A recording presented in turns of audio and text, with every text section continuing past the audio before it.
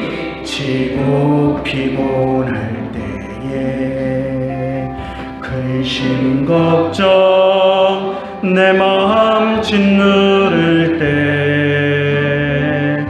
난 잠잠히 주님을 기다리네. 주님 내 곁에 오실 때까지 주 날 일으켜 산 위에 세우네. 거친 바다 위 걷게 하시네. 주만 의지할 때 강함 주네. 크신 능력 내게 부어주시네. 주 날 일으켜 산 위에 세우네. 거친 바다 위 걷게 하시네. 주만 의지할 때 강함 주네. 크신 능력 내게 부어주시네.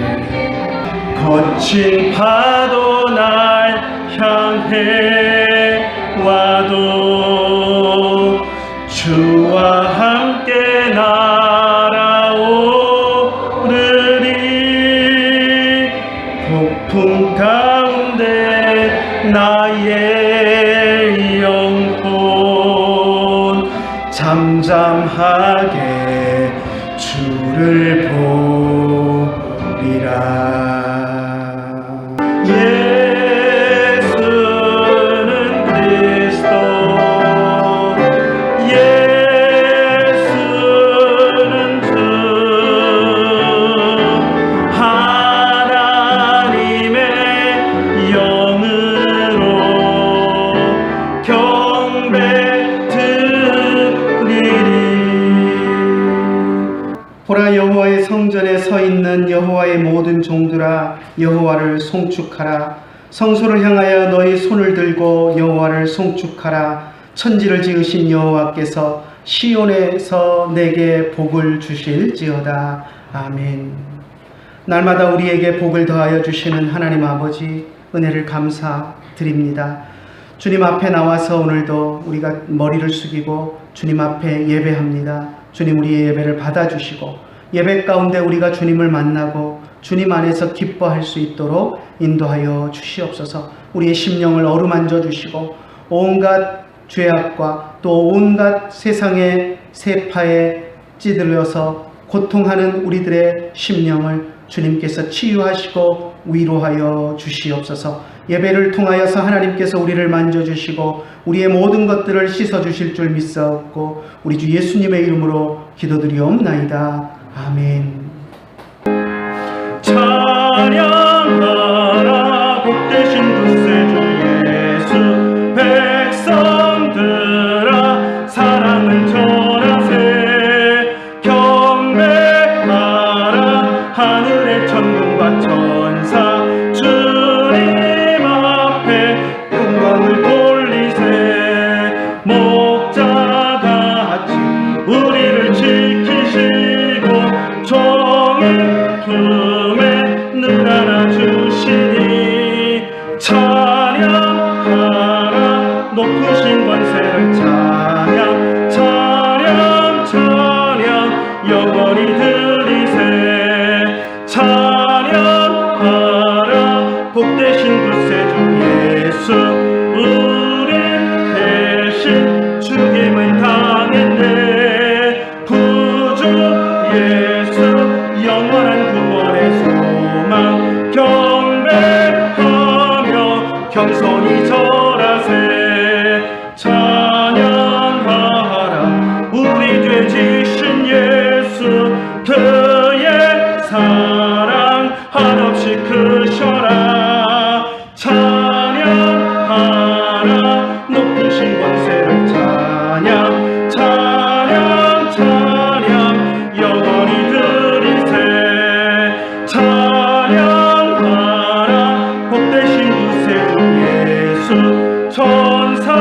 받으라 즐겁게 찬양해. 구주 예수 영원히 다스리시니 멸려가는 주 앞에 들이세. 구주 예수 세상을 이기시고 영광 중에 또다시 오시니 찬양하라 높으신 권세를 찬양 찬양 찬양 영원히 들이세. 전능하사 천지를 만드신 하나님 아버지를 내가 믿사오며 그 외아들 우리 주 예수 그리스도를 믿사오니 이는 성령으로 잉태하사 동정녀 마리아에게 나시고 본디오 빌라도에게 고난을 받으사 십자가에 못 박혀 죽으시고 장사한 지 사흘 만에 죽은 자 가운데서 다시 살아나시며 하늘에 오르사 전능하신 하나님 우편에 앉아 계시다가 저리로서 산 자와 죽은 자를 심판하러 오시리라. 성령을 믿사오며 거룩한 공회와 성도가 서로 교통하는 것과 죄를 사하여 주시는 것과 몸이 다시 사는 것과 영원히 사는 것을 믿사옵나이다. 아멘. 나 주를 멀리 떠났다 이제 옵니다. 나 죄의 길에 시달려 주여 옵니다. 나 이제 왔으니 내 집을 찾아 주여 나를 받으사 맞아 주소서. 하나님의 말씀 같이 나누겠습니다. 하나님의 말씀 사도행전 16장 16절부터 마지막 40절 말씀까지 보겠습니다. 우리가 기도하는 곳에 가다가 점치는 귀신 들린 여종 하나를 만나니 점으로 그 주인에게 큰 이익을 주는 자라. 그가 바울과 우리를 따라와 소리질러 이르되 이 사람들은 지극히 높은 하나님의 종으로서 구원의 길을 너희에게 전하는 자라 하며 이같이 여러 날을 하는지라. 바울이 심히 괴로워하여 돌이켜 그 귀신에게 이르되 예수 그리스도의 이름으로 내가 내게 명하노니 그에게서 나오라 하니 귀신이 즉시 나오니라. 여종의 주인들은 자기 수익의 소망이 끊어진 것을 보고 바울과 실라를 붙잡아 장터로 관리들에게로 끌어갔다가 상관들 앞에 데리고 가서 말하되 이 사람들이 유대인인데 우리 성을 심히 요란하게 하여 로마 사람인 우리가 받지도 못하고 행하지도 못할 풍속을 전한다 하거늘 무리가 일제히 일어나 고발하니 상관들이 옷을 찢어 벗기고 매로 치라 하여 많이 친 후에 옥에 가두고 간수에게 명하여 든든히 지키라 하니 그가 이러한 명령을 받아 그들을 깊은 옥에 가두고 그 발을 착고에 든든히 채웠더니 한밤중에 바울과 실라가 기도하고 하나님을 찬송하며 죄수들이 듣더라. 이에 갑자기 큰 지진이 나서 옥터가 움직이고 문이 곧 다 열리며 모든 사람의 매인 것이 다 벗어진지라. 간수가 자다가 깨어 옥문들이 열린 것을 보고 죄수들이 도망한 줄 생각하고 칼을 빼어 자결하려 하거늘 바울이 크게 소리질러 이르되 내 몸을 상하지 말라. 우리가 다 여기 있노라 하니 간수가 등불을 달라고 하며 뛰어들어가 무서워 떨며 바울과 실라 앞에 엎드리고 그들을 데리고 나가 이르되 선생들이여 내가 어떻게 하여야 구원을 받으리까 하거늘 이르되 주 예수를 믿으라 그리하면 너와 내 집이 구원을 받으리라 하고 주의 말씀을 그 사람과 그 집에 있는 모든 사람에게 전하더라. 그 밤 그 시각에 간수가 그들을 데려다가 그 맞은 자리를 씻어주고 자기와 그 온 가족이 다 세례를 받은 후 그들을 데리고 자기 집에 올라가서 음식을 차려주고 그와 온 집안이 하나님을 믿음으로 크게 기뻐하니라. 날이 샘에 상관들이 부하를 보내어 이 사람들을 놓으라 하니 간수가 그 말대로 바울에게 말하되 상관들이 사람을 보내어 너희를 놓으라 하였으니 이제는 나가서 평안히 가라 하거늘 바울이 이르되 로마 사람인 우리를 죄도 정하지 아니하고 공중 앞에서 때리고 옥에 가두었다가 이제는 가만히 내보내고자 하느냐? 아니라 그들이 친히 와서 우리를 데리고 나가야 하리라 한데 부하들이 그 말을 상관들에게 보고하니 그들이 로마 사람이라 하는 말을 듣고 두려워하여 와서 권하여 데리고 나가 그 성에서 떠나기를 청하니 두 사람이 옥에서 나와 루디아의 집에 들어가서 형제들을 만나보고 위로하고 가니라. 아멘. 우리가 지난주에 바울과 그 일행들이 마케도니아로 가서 마케도니아의 첫 성읍인 빌립보에 발을 내딛는 그러한 장면을 보았습니다. 아시아와 비두니아로 가려는 길들이 다 막히고 꿈에 마케도니아 사람이 나타나서 건너와서 우리를 도우라 하는 것을 보고서 하나님께서 마케도니아로 부르신다라는 것을 확신한 바울은 그 일행들과 함께 마케도니아로 갔고 그리고 그 첫 성읍인 빌립보에 도착을 했었습니다. 하지만 여러 날이 지나도록 루디아와 그 가족을 전도한 것 외에는 별다른 선교의 열매를 맺지 못했었습니다. 자, 그런데 오늘 우리가 읽은 본문에 보니까 바울과 그 일행들이 그렇다고 손을 놓고 있었던 것이 아니라 열매는 없었지만 계속해서 그 성에서 복음을 전했던 그러한 모습들을 우리가 알 수 있고 또 그 과정에서 오늘 놀라운 일들이 일어나는 것들을 보게 됩니다. 오늘 우리가 읽은 본문에 보니까 바울과 실라가 길에서 귀신 들린 여자 노예 하나를 만났습니다. 귀신에 사로잡힌 이 노예는 귀신의 힘을 빌어서 쪽집게처럼 점을 치는 그런 능력을 사람들에게 보여주었고 그로 인해서 그 종의 주인은 짭짤한 경제적인 이득을 얻을 수가 있었습니다. 그런데 이 귀신이 지나가다가 바울과 그 일행을 보더니 소리를 질렀습니다. 귀신이 이제 귀신 들린 여자에게 소리를 지르게 만든 것인데요. 뭐라고 소리를 질렀는지 한번 볼까요? 17절 한번 같이 읽어봅시다. 그가 바울과 우리를 따라와 소리질러 이르되 이 사람들은 지극히 높은 하나님의 종으로서 구원의 길을 너희에게 전하는 자라 하며 이 귀신 들린 여인이 바울과 실라를 향해서 하나님의 종이다, 지극히 높으신 하나님의 종이다 라고 말했습니다. 그뿐 아니라 그들이 전하는 복음이 구원의 길이다, 구원의 길을 그들이 전파한다라는 것을 이야기했습니다.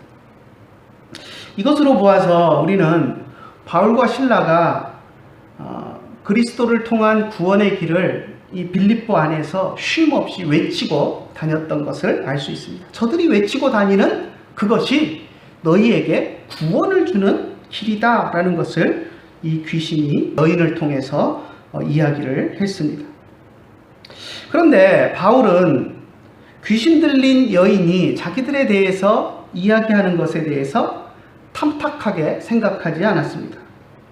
지금 전도도 안 되는 상황이고 사람들이 자신들을 주목하지도 않는 그런 상황이었기 때문에 그 빌립보라는 도시에서 용하다고 소문난 이 귀신 들린 여인이 자기들에 대해서 하나님의 종이다 라고 이야기해주고 그들이 전하는 복음이 구원의 메시지다 하는 것을 말해주면 어떻게 보면 빌립보에서 전도하는데 사람들이 관심을 갖게 되고 그리고 복음을 전하는 데 있어서 훨씬 유리할 것 같은데 바울은 이 귀신 들린 여자가 자신에 대해서 하나님의 종이다 라고 이야기하고 구원의 길을 전하는 자다 라고 이야기해 주는 것에 대해서 아주 불편한 마음을 가졌습니다.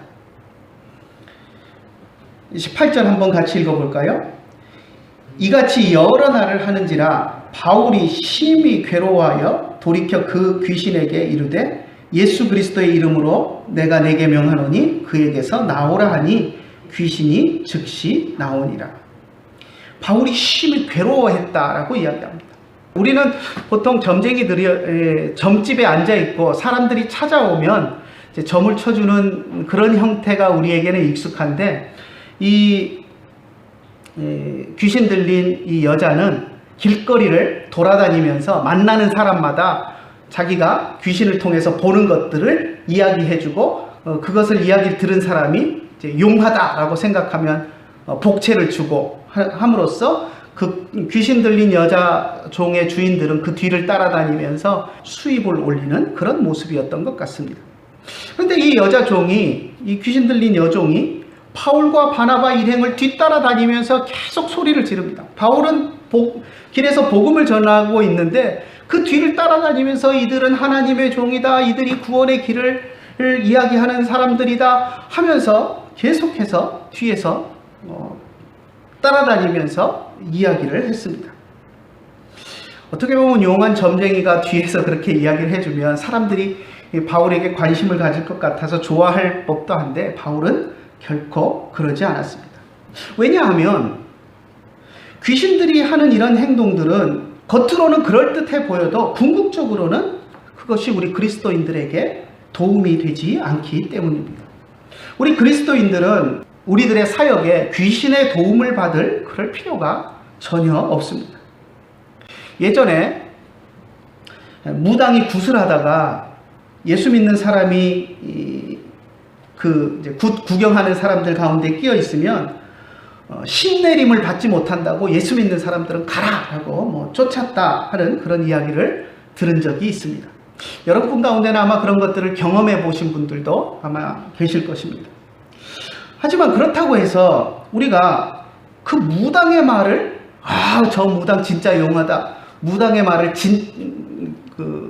진심으로 받아들이고 믿을 수는 없습니다.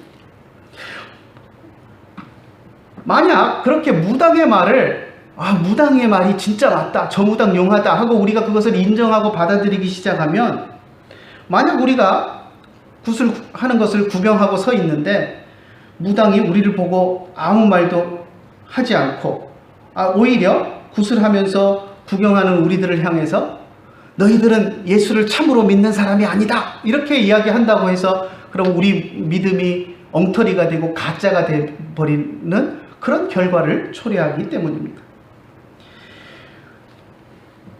결코 무당의 그런 말 한마디가 우리의 신앙을 평가할 수 없고 우리는 그 무당의 말을 믿을 수 없습니다.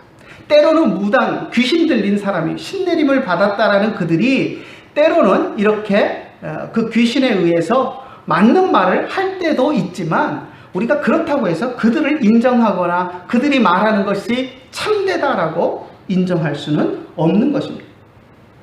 그래서 바울은 귀신 들린 여자가 자신들을 하나님의 종이다, 구원의 길을 전하는 사람이다 라고 쫓아다니면서 말하는 것이 너무너무 싫었습니다.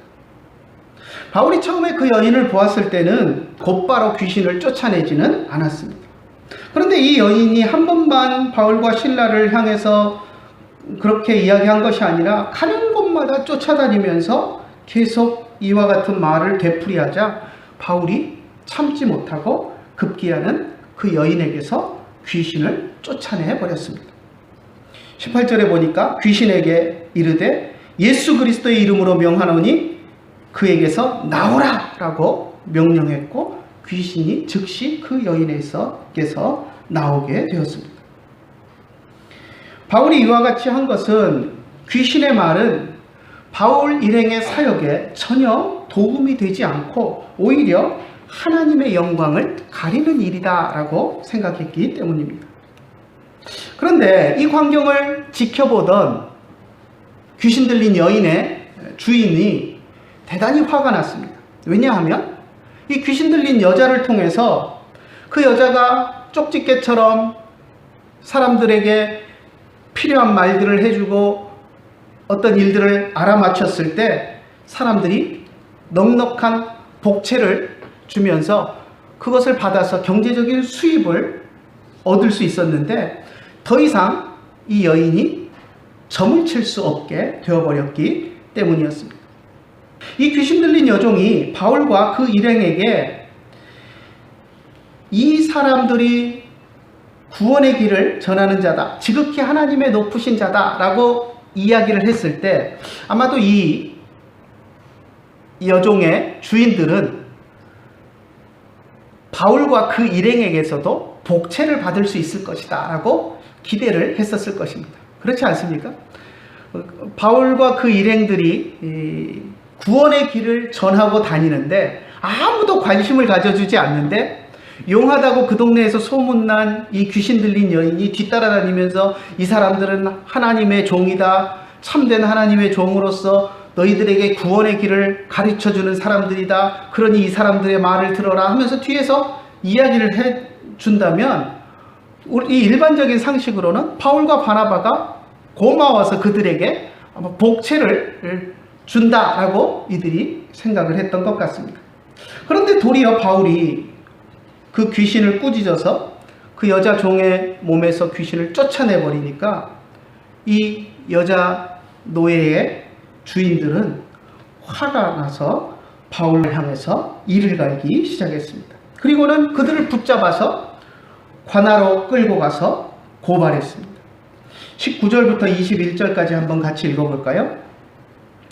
여종의 주인들은 자기 수익의 소망이 끊어진 것을 보고 바울과 실라를 붙잡아 장터로 관리들에게 끌어갔다가 상관들 앞에 데리고 가서 말하되 이 사람들이 유대인인데 우리 성을 심히 요란하게 하여 로마 사람인 우리가 받지도 못하고 행하지도 못할 풍속을 전한다 하거늘. 귀신 들린 여인이 바울과 바나바를 향해서 지극히 높으신 하나님의 종이고 구원의 길을 전하는 사람이다 라고 이야기했는데도 불구하고 이들은 그 여인의 말도 믿지 않았고 그리고 바울과 바나바를 통해서 그 귀신이 쫓겨남으로써 자기들의 경제적인 수익이 줄게 되었다라는 그것만을 생각하고 바울과 바나바를 끌고 가서 고소하는 그런 모습을 볼 수 있습니다. 오늘 이 구절들을 통해서 우리는 바울과 바나바가 얼마나 열심히 복음을 전하고 다녔는가 하는 것을 알 수 있습니다. 자, 20절에 보면 이 사람들이 유대인인데 우리 성을 심히 요란케 하였다라고 표현합니다. 그러니까 성을 요란하게 할 만큼 떠들고 다닌 겁니다. 바울과 바나바가 복음을 전한다고. 그리고 로마 사람인 우리가 받지도 못하고 행하지도 못할 풍속을 전한다. 그러니까 바울과 바나바를 고소한 내용이 빌립보 성 안에서 복음을 전했다라는 이유로 그것을 가지고 고소한 것입니다.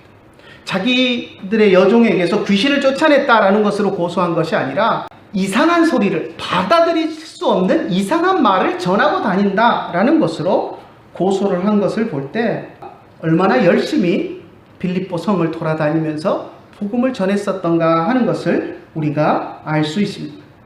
대대적으로 군중들을 모아놓고 설교는 하지 못했을지라도 오고 가며 길거리에서 만나는 사람들마다 기회가 되는 대로 복음을 전하기를 쉬지 않았던 바울의 그런 모습을 볼 수 있습니다. 또 한편으로는 이 도시 안에서 로마 식민지였던 이 빌립보 성 안에서 유대인들이 얼마나 천대받고 살고 있었는가 하는 것을 알 수 있습니다. 20절에 보면 이 사람들이 유대인인데 우리 성을 심히 요란하게 한다. 자, 사람을 고소하는데 이 사람들이 유대인이다라는 것을 강조하는 것은 어떤 의미가 있을까요?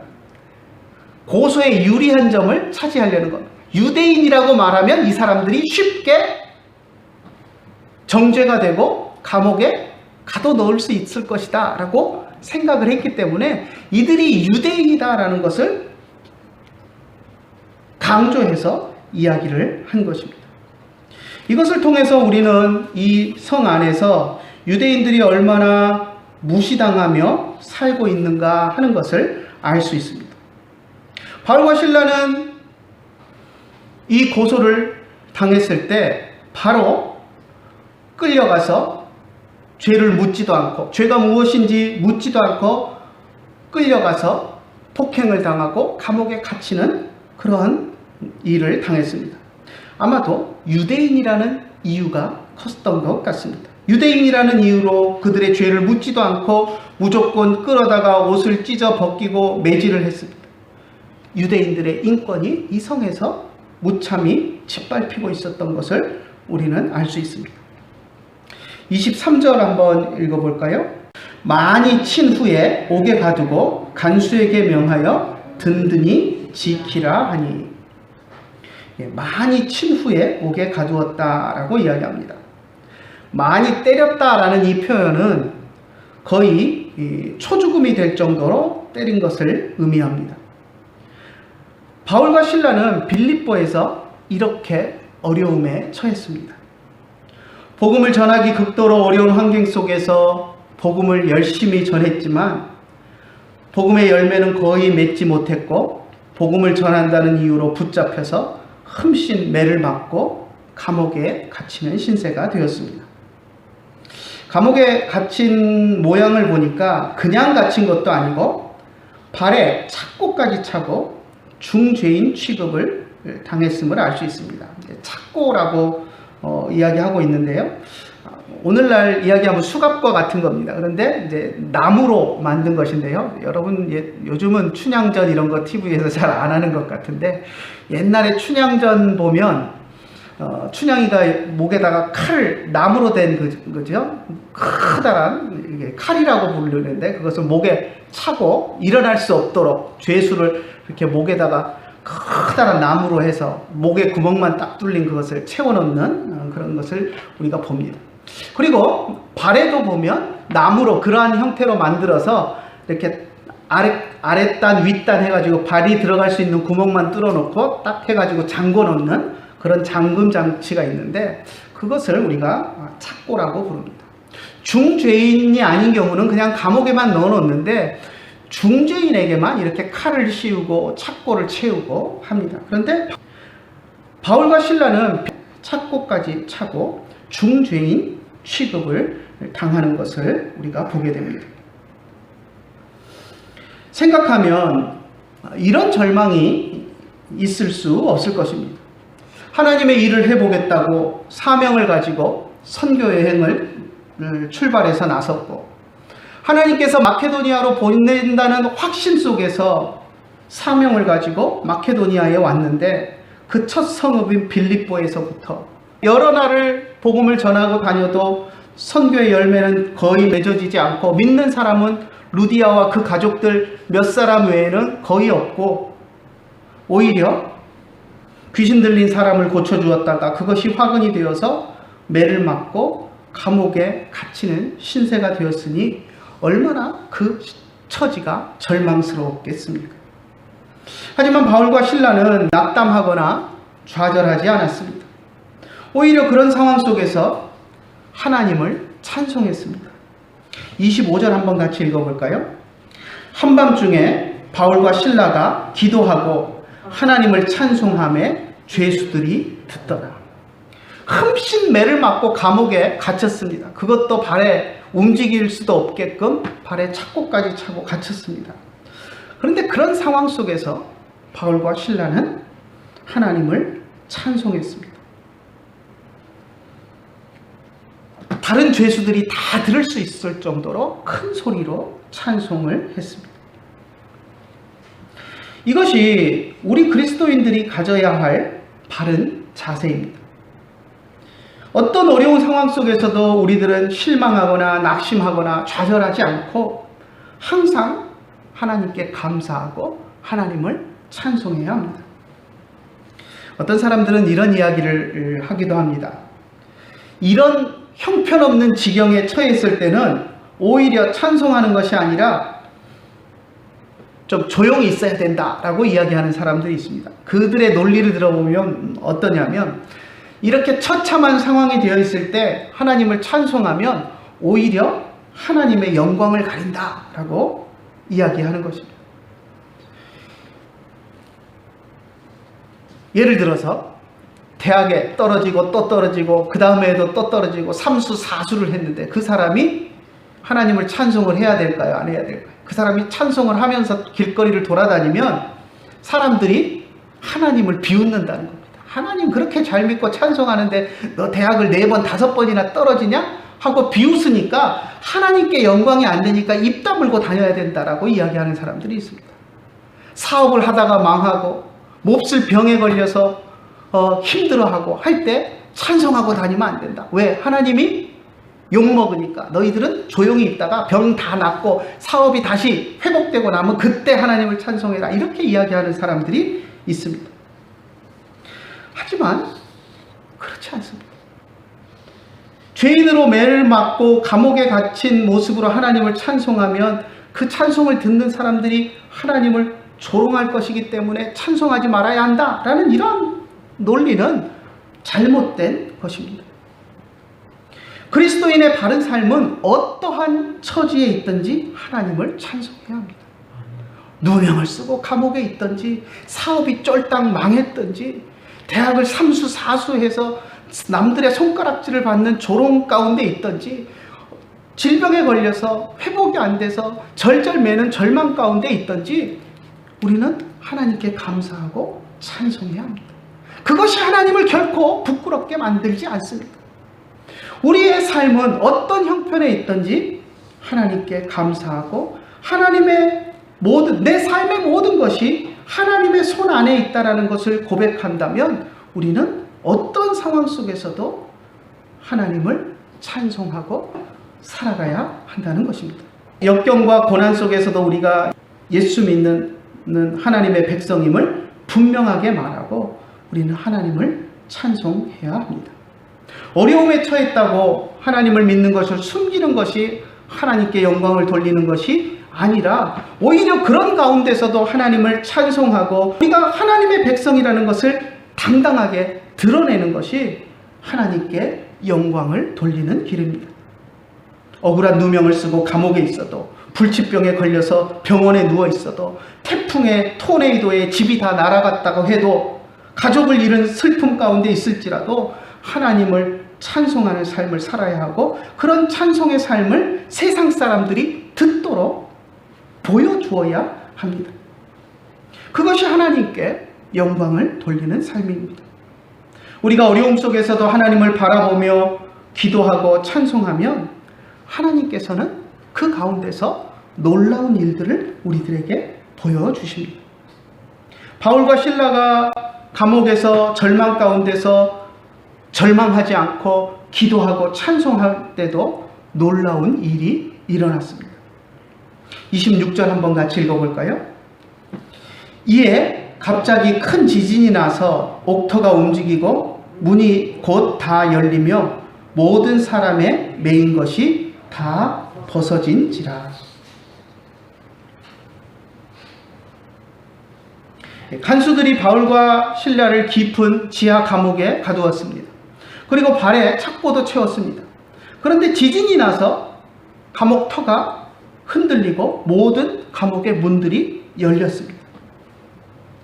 그런데 지진의 모습을 보면 일반적인 지진이라고 생각할 수가 없습니다. 이건 하나님이 땅을 흔드신 것이지 결코 일반적인 우연히 일어난 지진이다라고 할 수가 없습니다. 왜냐하면 일반적인 지진이라고 한다면 땅이 흔들리고 문짝이 부서지고 뭐 하는 일은 있을 수 있습니다. 그런데 발에 채웠던 착고가 지진에 의해서 풀어지지는 않습니다. 그렇지 않습니까? 아무리 지진이 세게 났다고 수갑 차고 있던 사람 수갑이 풀어집니까? 안 풀어집니다. 지진과 아무 상관이 없습니다. 그런데 하나님이 땅을 흔드시면서 문도 부숴버리시고, 그러니까 땅이 흔들려서 이게 문짝이 비틀어져가지고 문이 부서진 것이 아니라 하나님이 땅을 흔드시고 문도 그냥 부수시고 차고 있던 착고도 하나님이 부수신 것입니다. 이것은 분명히 하나님께서 바울과 실라를 구원하기 위해서 땅을 흔드시고 문을 부수시고 착고를 부수신 것을 우리가 알 수 있습니다. 이런 상황 속에서 가장 많이 놀란 것은 누구였냐면 감옥을 지키고 있던 간수였습니다. 간수는 죄인들이 만약에 도망을 가게 되면, 탈옥을 하게 되면 그 죄인을 지키지 못한 책임을 간수가 다 져야 했습니다. 그래서 간수들 가운데 죄인을 놓치고 나서 사형을 당하는 일들이 이 당시에 많이 있었습니다.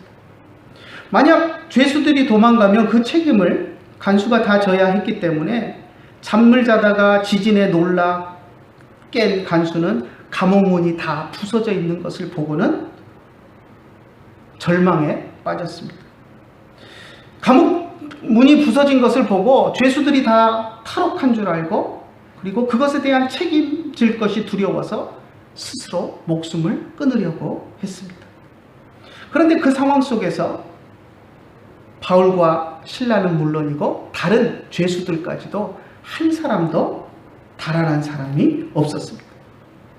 아마 일반적인 지진이었다라고 한다면 그 틈을 이용해서 문짝이 부서졌으니까, 문이 다 부서졌으니까 탈옥을 하는 사람들이 꽤 있었을 것입니다. 그런데 아무도 달아난 사람이 없었다라는 것은 땅이 흔들리고 착고가 풀어질 때 알 수 없는 두려움이 그들 가운데 엄습했고, 죄인들이 오금이 저려서 아무도 도망가지 못하고 그 자리에 얼어붙었다라는 것을 우리들에게 알려줍니다.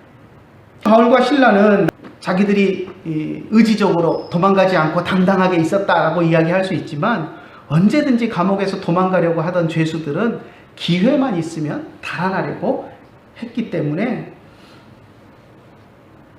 그들이 아무도 달아나지 못했다라는 것은 이 지진 가운데서 그들에게 알 수 없는 두려움이 엄습했던 것을 우리가 알 수 있습니다. 자결하던 간수를 보고 바울이 소리를 질렀습니다. 네 몸을 상하게 하지 말라. 우리가 다 여기 있노라. 라고 28절에서 바울이 이야기를 합니다. 자, 그런데 재미있는 것은 바울이 우리가 다 여기 있다 라고 했을 때 간수의 반응입니다. 자, 29절과 30절 한번 읽어볼까요? 간수가 등불을 달라고 하며 뛰어들어가 무서워 떨며 바울과 실라 앞에 엎드리고 그들을 데리고 나가 이르되 선생들이여 내가 어떻게 하여야 구원을 받으리까 하거늘. 바울과 실라가 우리가 여기 다 있으니까 죽을 필요 없다, 걱정하지 말아라, 우리가 다 여기 있다 라고 했는데 그 간수의 첫 말이 무엇입니까? 선생님이여 우리가 어떻게 하여야 구원을 얻으리까? 너무 뜬금없지 않습니까? 여기 우리가 다 있습니다 그러면 인원수 세보고 도망가지 않아서 감사합니다 뭐 이런 말이 나와야 될 것 같은데, 그 앞에 엎드려서 선생님이여 우리가 어떻게 하여야 구원을 얻으리까? 라고 뜬금없는 말을 합니다. 왜 이런 질문을 했을까요? 간수는 분명히 바울과 실라가 구원받는 길을 전하는 사람이었다라는 것을 알고 있었습니다. 구원받는 길을 전하다가 잡혀왔다라는 것을 알고 있었습니다. 그들이 전하는 구원의 길이 참 구원의 길인지 아닌지 확신하지는 못했고 알지는 못했고 관심도 없었을지는 모르지만, 바울과 실라가 잡혀온 이유가 그들이 참 구원의 길을 전하는 그 이유 때문에 잡혀왔다라는 것을 간수가 분명하게 인지하고 있었던 것을 우리가 알 수 있습니다.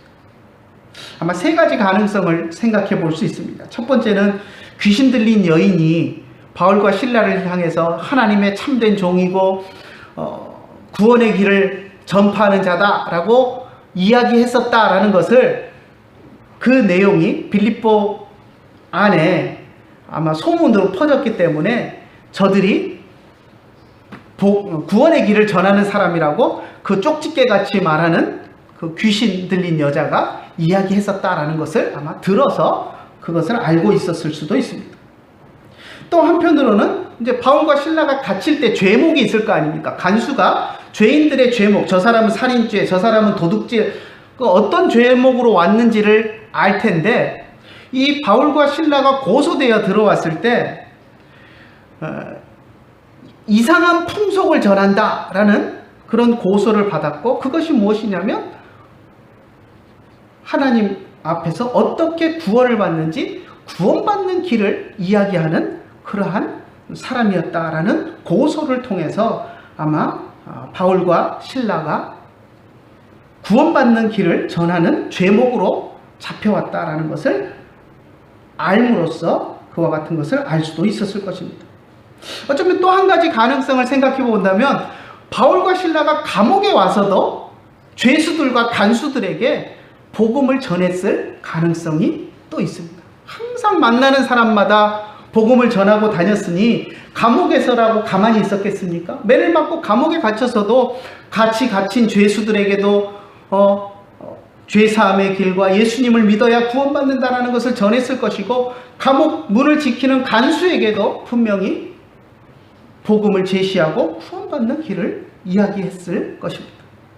아무튼 이유야 어떻든 간수는 바울과 실라가 구원받는 길을 전하는 사람이라는 것을 알고 있었습니다. 아직 그 구원의 길을 내가 받아들여야 되겠다 하는 마음은 없었지만 그것을 이미 알고 있었고, 그런데 이 지진과 혼란을 통해서, 그리고 바울과 실라가 달아나지 않고 당당하게 앉아있는, 위엄있게 앉아있는 그 모습을 보면서 자기도 모르게 그 앞에 무릎을 꿇으면서, 선생님이요, 어떻게 내가 구원을 받을 수 있겠습니까? 라고 바울과 실라를 향해서 질문하게 된 것입니다. 바울과 실라는 간수에게 당당하게 예수님의 이름을 선포했습니다. 31절 한번 봅시다. 이르되 주 예수를 믿으라, 그리하면 너와 내 집이 구원을 받으리라 하고, 주 예수를 믿으라 라고 말했습니다. 주 예수를 믿으면 네가 구원을 받고 또 너와 너의 집이 구원을 받을 것이다 라고 분명하게 이야기했습니다. 이것이 우리가 전해야 할 복음의 핵심입니다. 구원이 어디에 있습니까? 예수 그리스도를 믿는 믿음에 있습니다. 하나님이신 예수님께서 나를 구원하시기 위해서 이 땅에 오셔서 십자가에 달려 죽으시고 3일 만에 사망의 권세를 이기고 부활하셨다라는 것을 믿는 그 믿음에 구원이 있습니다. 그 믿음이 우리를 죄악 가운데서 구원해 줍니다. 바울과 실라가 간수를 향해서 분명하게 그것을 이야기했습니다. 이 복음은 그 밤에 간수뿐만 아니라 간수의 가족들에게도 전해졌습니다. 간수와 온 가족이 그 밤에 바울과 실라의 말을 듣고 세례를 받았습니다. 날이 밝자 도시의 통치자들은 바울과 신라를 석방하라라는 명령을 내립니다.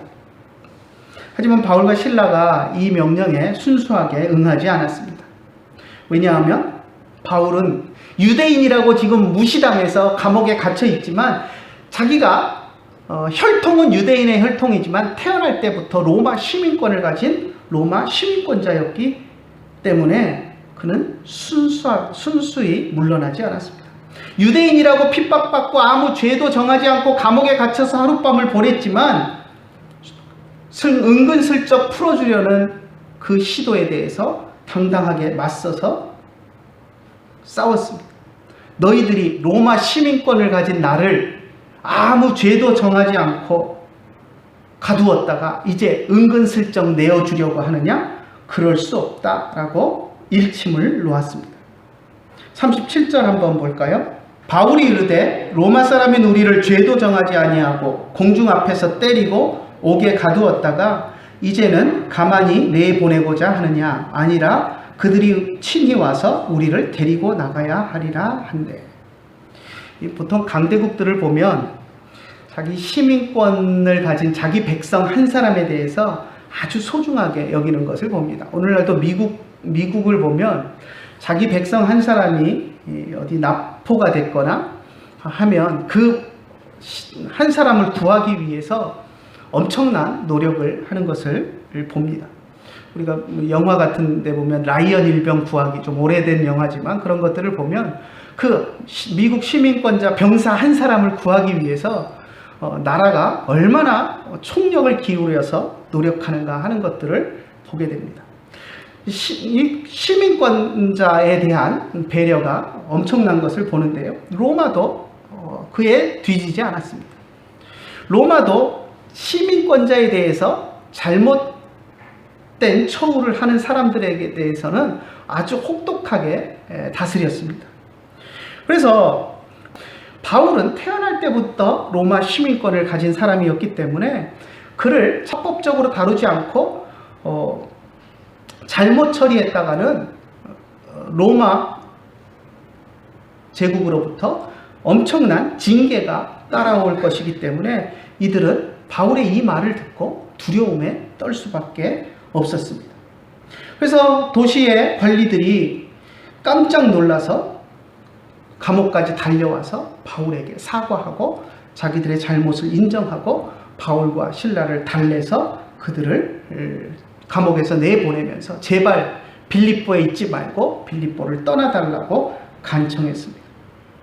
바울과 실라는 옥에서 나와서 다시 루디아의 집으로 돌아가서 몇 안 되는 회심자들이지만 빌립보에서 얻은 그 믿음의 열매들인 형제들을 만나고 그들을 위로하고 그리고 믿음 안에서 서 있으라고 권면하고 그리고 자신들은 이제 빌립보를 떠나서 마케도니아의 다른 성읍들로 발길을 옮기게 됩니다. 빌립보에서 바울과 실라의 선교 여행은 이처럼 순탄하지 않았습니다. 하지만 그 속에서도 그들은 하나님의 크신 은혜를 체험했습니다. 이것이 우리 성도들이 이 땅 위에서 살아야 할 삶의 모범입니다. 하나님의 말씀에 따라 순종하고 그 순종함 가운데서 어려움을 체험하고 또 그 어려움 속에서도 하나님이 주시는 은혜를 체험하고 또 그 생활 속에서 하나님을 찬송하고 감사하는 삶을 살아가는 것, 그것이 우리가 따라야 할 그리스도인의 삶입니다. 하나님을 섬기다가 어떤 곤란한 상황에 처하더라도 그 상황을 부끄러워하거나 낙심하거나 좌절하지 않고 또 열심히 하나님을 찬송하고 감사하면서 기도하며 하나님께서 우리와 함께 하신다라는 확신 속에서 하나님을 찬송하고 감사하며 살아가는 것, 그것이 우리들이 살아야 하는 그리스도인의 삶인 줄을 아시기를 바랍니다. 그래서 여러분의 처지가 어떠하든지 그것을 절대 비관하지 말고 어떤 형편에 있든지 항상 하나님께 감사하고 찬송하며 하나님께서 또 우리의 갈 길을 지도하시고 인도하실 것을 확신하면서 날마다 찬송하며 하나님의 기적을 체험하는 저와 여러분들이 되시기를 간절히 소원합니다. 기도하겠습니다. 하나님 아버지, 은혜를 감사합니다. 오늘도 주님 앞에 나와서 우리가 예배하며 또 하나님이 주시는 말씀을 마음속에 새깁니다. 사도행전 16장 말씀을 통해서 빌립보에서 바울과 실라 일행이 어려움 가운데 처했지만 감옥에서 매를 맞고 감옥에 갇힌 상태에서도 하나님을 찬송하고 감사하는 것을 쉬지 않았던 바울과 바나바의 모습을 우리가 보았고 또 그 가운데 하나님이 놀라운 기적으로 그들을 감옥에서 건져주실 뿐만 아니라 또 감옥 안에서 단수와 그 가족들에게 복음을 전하고 그들에게 세례를 주는 모습을 우리가 보았습니다. 하나님, 어떤 형편에 있든지 우리들이 낙심하지 않도록 주님 인도하여 주시고, 정말 어렵고 힘든 속에서도 찬송이 끊이지 않도록 우리의 입술을 주장하여 주시고, 날마다 우리가 주님을 찬송하는 가운데 주님이 우리에게 보여주시는 기적을 체험할 수 있도록, 기적을 체험하는 삶을 살아갈 수 있도록 인도하여 주시옵소서. 오늘도 귀한 말씀을 우리에게 주심을 감사드리며 우리 주 예수님의 이름으로 기도드리옵나이다. 아멘. 고난 내 영혼 편히 쉴 곳과 풍랑이 일어도 완전한 폭우 폭풍까지도 시는 주의 영원한 팔을 지해 주의 영원하신 팔 함께 하사 항상 나를 붙드시니 어느 곳에 가든지 요동하지 않으면 주의 팔을 의지함이라. 평안 나눔하겠습니다. 베아타 샬롬, 우베이트카 샬롬, 베콜 아쉐르 레카 샬롬. 내 맘속에 참된 평화 있네. 주 예수가 주신 평화. 시험 닥쳐와도 흔들리지 않아. 귀하다 이 평안함. 주가 함께 계셔 내 맘속에. 주가 항상 계셔 기쁘다. 주 나의 맘에 계셔 위로하시네. 어찌 내가 주를 떠나 살까. 기도하겠습니다. 이제는 우리 주 예수 그리스도의 크신 은혜와 하나님 아버지의 한이 없으신 사랑과 성령님의 감화하시고 감동하시고 우리 가운데 교통하심이 어떤 상황 속에서도 주님께 감사하며 찬송하는 삶을 살기를 원하는 주의 사랑하는 자녀들 머리 위에 이제로부터 영원토록 함께 계실지어다. 아멘.